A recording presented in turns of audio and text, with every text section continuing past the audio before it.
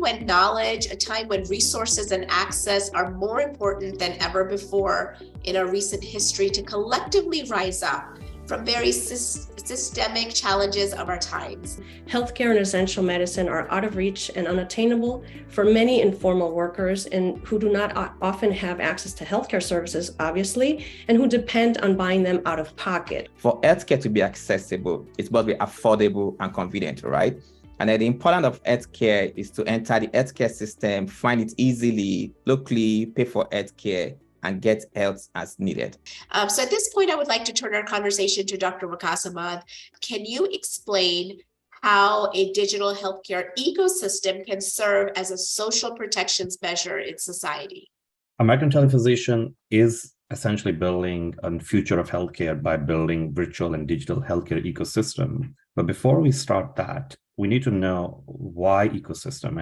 And even before we go into digital ecosystem, how can we integrate all these players in that ecosystem, make that ecosystem more efficient and self-sustained, so the healthcare delivery can be directly given to wherever the patient is. The patient may be at home or maybe at senior living facility or maybe in the rural area.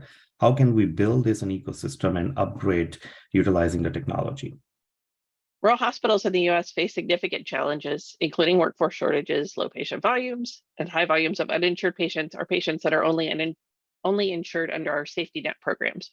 The approach we take for any system or any clinical setting is essentially, and it should be, first of all, review what the local resources are. Again, healthcare is local, so it's very much important that we first utilize and optimize the efficiency of the local resources there. Second, then build your technology solutions, focusing essentially those gaps, and also very important that that technology should integrate the local resources first. Then you do the next step, you continue to optimize the workflows and also revenue cycle management. So, it became self-sustained model rather than, just adding the expenditure. And then, whilst we start clinical service, we also focus much on the education, not only the education of the patients, but also the training of the local care providers. We are providing services in some of the rural areas. And the part of the health system that I oversee as an emergency and EMS physician is our command center, which we use for coordinating transport, transfer, consultation, and telehealth. So we launched this product, Corona X, and this was the idea that the patients who are in their respective country, they can actually get access to the US physicians who actually were wanting to volunteer. The other big thing what we were doing in Pakistan was, because we have a project named Shifa for You in Pakistan, where it's an online healthcare ecosystem where we have brought all the labs, radiology services, and a lot of other resources there.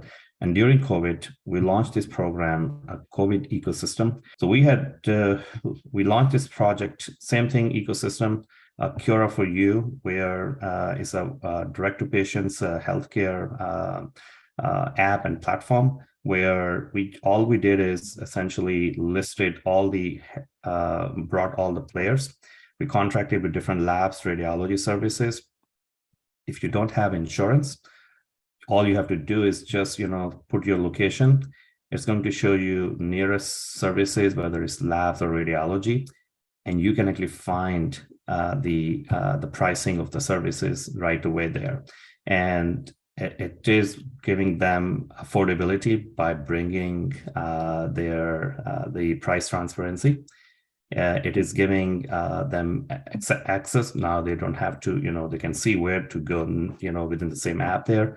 And also the same technology, we brought the online specialist physician, whether, they need to see a primary care, they need to see a specialist, and they can actually, utilize this service. I now want to bring in Ms. Sherry Johnson to add a layer to the conversation that is essentially one of the most important as we continue this discussion of challenges and solutions and implementations, that is leveraging resources and commitments. To have that broadband connectivity in the healthcare space, you're going to get a higher quality, a better experience, because you're going to have better video and audio capabilities. So that whole patient experience is going to be improved. And it's also going to be easier for the healthcare providers themselves, because we've talked about the shortage of providers, and especially in those rural areas. And this is going to bring those providers into that space, especially, not just primary care, but those specialty physicians that are so needed. In today's discussion, we tackled the importance of harnessing and leveraging innovation and technology, the importance of decent work and economic growth, help with delivery of services with affordability and awareness, and institutional partnerships as some of the goals to collaboration. I hope that our stimulating dialogue today at this site event, with robust and engaging interactive conversation in the areas of health, workforce development, and rural development, and economic empowerment. With that, I would like to bring a close to our conversation, and thank you everyone for spending your morning with us.